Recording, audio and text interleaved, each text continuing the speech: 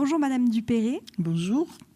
Je vais vous demander dans un premier temps de vous présenter, me donner votre nom de jeune fille et où est-ce que vous êtes née et quand. Voilà. Alors, je m'appelle Nicole Dupéré, née Gironès. Je suis née à Montpellier, je ne sais toujours pas pourquoi, parce que mon frère et ma sœur sont nés, un à Ballaruc, l'autre à Sète, et j'aurais bien aimé rester ici. Et qu'est-ce que je peux vous dire d'autre ? Votre date de naissance. Ah, ma date, ça c'est cruel. Je suis née le 28 juin 1938. Merci. Et où avez-vous vécu votre enfance et votre vie ? À Ballaruc. À Ballaruc, et puis après je suis allée à Sète, et je suis restée à Sète, et j'y reste. Et quel âge aviez-vous lors du bombardement du 25 juin ? Voilà. Je suis née le 28 juin, et le bombardement était le 25. Donc 3 jours après, j'allais avoir 6 ans. D'accord, merci. Est-ce que vous pouvez me raconter la journée du bombardement ? Quelle heure était-il, par exemple ? Voilà, il était vers les 10 heures du matin. Il faisait une journée du mois de juin merveilleuse, comme on les aime, avec les temps sans une vague, sans un souffle d'air. C'était très, très beau. Et nous, on était assis devant la porte. On a une maison, on a toujours une maison qui domine les temps.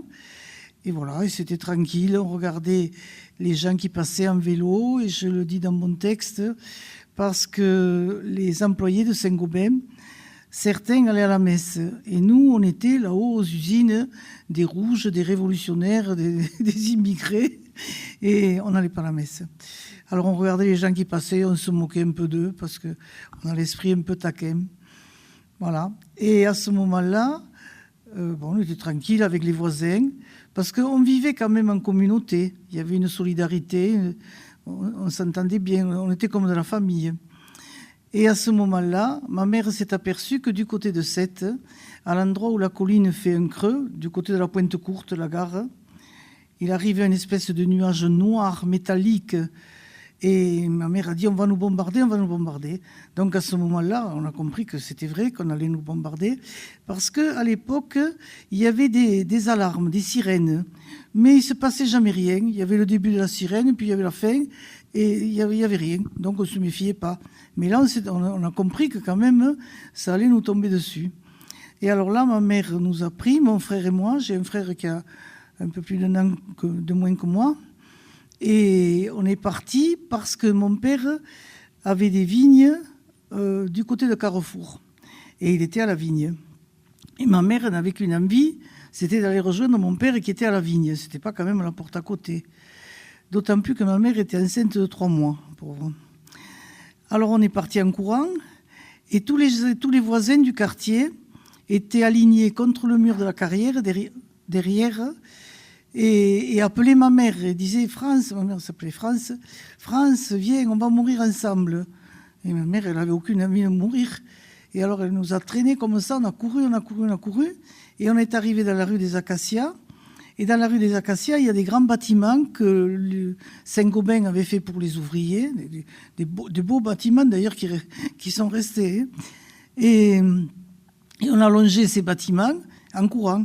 Mais au bout d'un moment, les bombes nous sont tombées derrière. Alors on a compris qu'on ne pouvait pas continuer à courir comme ça. Et il restait une dernière caserne, on les appelait les casernes. C'était les premiers HLM, mais c'était plus costaud que les HLM. Et à la dernière caserne, il y avait une cave avec une porte qui s'ouvrait au ras du sol et qui était ouverte.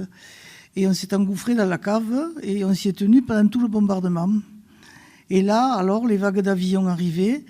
Je ne sais pas s'il y en a eu 4 ou s'il y en a eu 5, je ne sais rien. Ça, je ne m'en souviens pas. Et alors, il y avait des vagues d'avions et ça bombardait, ça claquait de partout. C'était épouvantable. Les bombes sifflaient. Et je me suis laissé dire que quand les bombes sifflent, c'est qu'elles ne sont pas pour nous.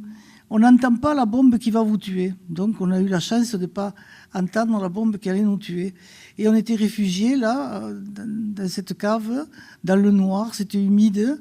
Il y avait une vieille dame aussi qui pelait des pommes de terre. Et je ne sais pas pourquoi. Et voilà. Et alors, entre chaque vague, il y avait un grand silence. Alors, on sortait pour voir ce qui se passait. Et puis il y avait une autre vague qui arrivait, on se remettait dans la cave. Et en dessous, il y avait une vigne qu'on appelait la vigne d'Adrien. Et les gens s'étaient cachés sous les souches, pensant qu'ils allaient être protégés par les souches. Et ils n'étaient pas protégés du tout. Il y a eu des morts, il y a eu des blessés, ça a été terrible là. Et on les entendait crier, se plaindre. Et là, quand le bombardement a été terminé, bon, il faut laisser passer le bombardement. Là, combien de temps il a duré? Combien de temps je ne sais pas. Là, j'ai aucune notion du temps. On l'a trouvé long, hein. On l'a trouvé très long, hein, vraiment. Hein. Je ne sais pas. Ça, je ne peux pas le dire. Ça je ne m'en souviens pas. Alors, on est sorti de là et on est parti, toujours pareil, à la recherche de mon père. Et mon père, lui, sautait de maison en maison pour essayer de nous trouver aussi. Finalement, et ça, je l'ai demandé à mon frère, il ne s'en souvient pas non plus, par quel hasard on s'est retrouvés ensemble. Alors, on était contents de se retrouver. Alors, il y avait la maison de mes grands-parents qui était à côté, de mes grands-parents paternels. Et ma grand-mère, qui était invalide, elle n'était pas partie, elle avait reçu le plafond, le toit sur la tête, la pauvre, elle était blessée.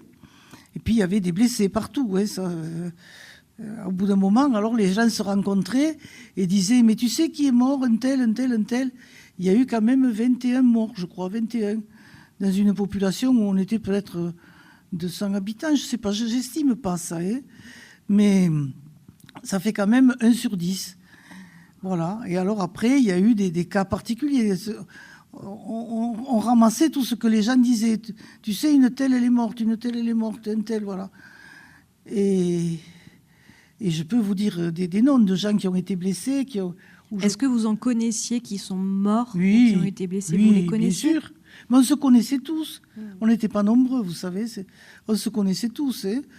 Alors, il y a eu une voisine, Madame Archambault, qui a ramassé un petit tout défiguré, tout agonisant. Et elle était persuadée que c'était son petit-fils. Je crois que c'est ce qui m'a le plus frappé. Et elle était persuadée que c'était son petit-fils, André. Et puis, ce n'était pas son petit-fils, c'était un petit Kérol qui était mort à côté de sa sœur Berthe, qui avait 16 ans. Voilà, les deux, moi, on les connaissait. Bien sûr, on connaissait tout le monde. Hein. Oui. Hein, et puis, alors, voilà, moi, oui. On avait un oncle aussi qui habitait aux maisons des compagnies Saint-Gobain, mais pas celle-là, les autres en haut. Et sa femme, qui était cardiaque, qui était la sœur de ma grand-mère d'ailleurs, n'avait pas voulu partir. Et puis à un moment donné, il a entendu crier dans cette maison. Il a dit, oh là là, il se passe quelque chose. Il a traversé un champ et il s'est fait faucher par un éclat de bombe qu'il a coupé en deux, tout simplement. Et je veux dire, c'était... Voilà. Après, il y avait une dame aussi qui s'appelait Étiennette Delgrès. Et alors, on l'avait rencontrée, elle a dit à mon père, elle avait soulevé son pull vert, elle lui avait dit, tu vois, tous ceux qui étaient autour de moi sont blessés ou morts, mais moi j'ai eu de la chance, regarde, j'ai que des petits trous. Et puis dans l'après-midi, on a appris qu'elle était morte d'une hémorragie interne. Il y en a eu d'autres comme ça, je vous en citerai d'autres, je ne sais pas. Et est-ce que votre maison a été détruite lors des bombardements? Pas détruite complètement, mais bien, on n'a pas pu y vivre. On n'avait plus de toit, on n'avait plus rien. Hein. Alors on a tout perdu, là. Enfin, tout perdu. Non, on a récupéré des meubles quand même, après un peu, mais bon, c'était démoli complètement, hein, complètement. Où avez-vous vécu, du coup, pendant cette période? Alors là, à ce moment-là, ah oui, parce qu'il y a eu l'épisode de l'El-Jezaïr. L'El-Jezaïr, c'était un bateau de passagers, un beau bateau, qui avait été ancré au port de Ballaruc, en bas, au port. Et alors, il avait pris des bombes et il avait pris feu. Et alors là, je ne sais pas qui est passé, qui nous a dit « Partez vite, parce qu'il va sauter ». Alors on est parti, le plus loin qu'on a pu, on est allé dans les dernières maisons de la Rèche, qui ne sont plus du tout maintenant les dernières maisons de la Rèche, parce que tout s'est construit. Et on a passé la nuit là, à attendre, je ne sais pas quoi, mais il y avait des avions de reconnaissance qui passaient. On avait peur, on disait, ils vont encore nous rebombarder. Vraiment, on avait peur. Et le lendemain matin, alors, mon autre grand-père, qui avait une mule et une charrette, a récupéré la mule qui s'était échappée pendant le bombardement. Et on a attelé la charrette et on est parti. On était 6 ou 7 sur la charrette. Il y avait mon père, mon oncle, ma mère, mes 4 grands-parents et 3 lapins dans une lessiveuse. Et on est parti à l'aventure sur la route comme ça. Et une de mes grand-mères avait dit, on ira à Saint-Rome de Cernon. Saint-Rome de Cernon, c'est de l'Aveyron. C'est loin, je ne sais pas si elle n'avait pas de GPS à l'époque parce qu'elle ne se rendait pas compte de ce que c'était. Et alors on est arrivé à Poussan. Et à Poussan, les gens de Poussan étaient sur les trottoirs comme ça, ils regardaient passer cette cohorte-là de gens qui partaient n'importe où, je ne sais pas, on partait à l'aventure. Et il y a un monsieur qui a reconnu mon grand-père paternel et qui lui a dit « Mais où tu vas comme ça ?» Il a dit « À Saint-Rome, Cernon, malheureux, reste ici. » Et alors, ils venaient de construire une maison. Et sous la maison, il y avait ce qu'ils appelaient le magasin. Le magasin, c'est ce qui est le garage maintenant. C'était pour mettre les choses de la vigne, quoi, voilà. Alors, eh bien, on a passé 3 mois dans le magasin, justement, sur des matelas. Mon père, après, a récupéré les matelas. Et on a passé 3 mois, là, l'été. On y a passé l'été. Et c'était la débâcle. Et c'était pas marrant, la débâcle, parce que les Allemands partaient, ils étaient furieux de partir. Ils voulaient prendre tout ce qui roulait, les vélos, ou les mules, enfin, ils alignaient les gens contre les murs. Allez, donne-moi ce que tu as. Et voilà. Et c'était dur. Ça a été une période dure et on avait faim. Et ça aussi, c'est important dans l'histoire. On avait très faim, on n'avait rien à manger. On allait à la soupe populaire, on nous donnait une espèce de soupe avec des gros macaronis, voilà. Et on était bien contents d'ailleurs de manger ça. Mais on a eu très faim, hein, vraiment. Hein. Et à Poussan aussi, il y avait un bataillon de... Mon frère en parle, mon frère il a écrit aussi. Un bataillon de Vietnamiens. Et ces pauvres Vietnamiens, ils crevaient de faim aussi. Et alors, c'était l'été, et ils voyaient ces vignes pleines de raisins, et ils y allaient ramasser des raisins pour manger. Et ils sautaient, parce que toutes les vignes étaient minées. Et on les ramenait sur des brouettes. Moi, j'ai des souvenirs de Vietnamiens en morceaux sur des brouettes. C'est dur, hein, comme souvenir, quand même. Hein. Voilà. Et où avez-vous vécu après ces 3 mois à Poussan ? Alors, après, ma mère allait accoucher. Et alors, elle voulait se rapprocher de la maternité de Sète. Alors, on a essayé d'aller à Ballaruc, les Bains, parce qu'en gros, c'était tout démoli, tout était démoli. Mais à Ballaruc-les-Bains, on n'a pas été tellement bien accueillis. Hein. On ne voulait pas nous donner un appartement parce qu'ils disaient « Oh, il y a 2 enfants, mon frère et moi, on était gentils, on n'était pas... Oh, il y a 2 enfants, on n'en veut pas. » Enfin, bon, il a fallu que mon grand-père corse insiste, revolver à la main comme un Corse, en disant « ou vous me donnez un truc ou je vous... » Voilà. Donc, ils nous ont donné une espèce de taudis, hein, c'était pas royal. Hein. Et alors, on est resté là jusqu'au mois de mai, sans doute. Oui, au mois de mai.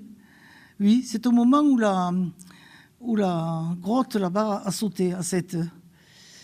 C'était le mois de mai. Mais j'ai vu quand même la libération, là, à la maison. À la maison, on y était. Après, mon père, il a retapé tant qu'il a pu, tant bien que mal. Il a pris un maçon et on a fait avec ce qu'on avait. Voilà. Et où se situait du coup la maison dans laquelle vous avez vécu après ? Au Serpentin. Au Serpentin. Et le domine l'étang. Et où alliez-vous à l'école avant la guerre et après la guerre ? Eh bien, avant la guerre, j'allais à l'école des usines. Puis après, je ne suis plus allée. Et je ne suis plus allée, bien sûr, parce que j'y étais pas. Et puis, finalement, on nous a hébergés dans une maison qui appartenait à la compagnie du pétrole. Et il y avait pas... C'était quelqu'un qui avait cédé cette maison, je ne sais pas. Il n'y avait pas de salle de classe. Et moi, j'ai appris à écrire sur un escalier. C'est-à-dire que j'étais assise là, je me retournais et j'écrivais sur la marche du dessus. Voilà. Et voilà. Je me suis pas mal portée quand même. J'ai pu faire des études, ça va. Ça a duré combien de temps, d'après vous, cette situation, cette pseudo-école ? Quand est-ce que vous avez pu retrouver une scolarité normale ? Je suis rentrée, moi, je crois que je ne suis pas allée à l'école jusqu'au cours moyen 1, au cours élémentaire 2, cours moyen 1. Hein. Oh oui, facile. Mais bon, on avait une mère qui nous apprenait à lire, à écrire. On n'a pas trop souffert de la déscolarisation, non, pas du tout. Non, non. Et pour terminer, quelles conséquences ça a eu sur votre vie, le bombardement et cet épisode ? Alors, je me dis que quand je vois des inondations, que je vois le moindre petit mouvement qui ne va pas, on fait venir des psychologues, on dit aux gens, attendez, on va vous rétablir. Et nous, on s'est rétablis tout seul. On a fait notre vie comme ça. Je reconnais que moi, jusqu'à l'âge de 13-14 ans, j'ai eu peur. C'est-à-dire que s'il y avait un bruit, par exemple, j'allais au lycée à 7, s'il y avait un bruit en ville, wow, je m'imaginais qu'il y avait une bombe ou qu'il y avait un attentat ou qu'il y avait un truc comme ça. C'est vrai que j'ai eu peur pendant longtemps. Et après, après j'ai fait ma vie. Non, j'ai plus eu peur. Mais je reconnais qu'il a fallu se construire avec ce traumatisme.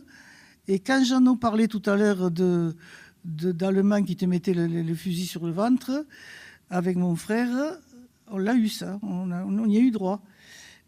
Ça, c'était autre chose. Enfin, c'est peut-être un peu long ce que je dis.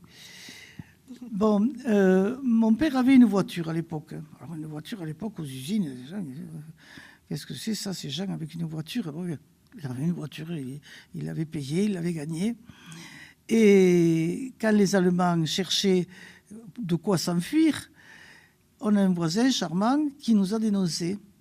Et alors un matin, ma mère faisait la lessive dans le garage, et tout d'un coup, bim, bam, boum, des coups de pied dans la porte, et des Allemands sont rentrés avec le fusil à la main, et nous ont alignés contre le mur, mon frère et moi, ma mère et moi, et on s'est payé une belle frousse. Et puis finalement, ils ont tourné autour de la voiture et ils ont pris les batteries et les pneus, c'est tout. Ils nous ont laissé la voiture. Voilà. On n'a pas su pourquoi d'ailleurs, mais ça a été comme ça. Et où est-ce qu'ils étaient les Allemands à Ballaruc, vous vous rappelez? Je ne sais pas où ils étaient cantonnés, ça je ne le sais pas.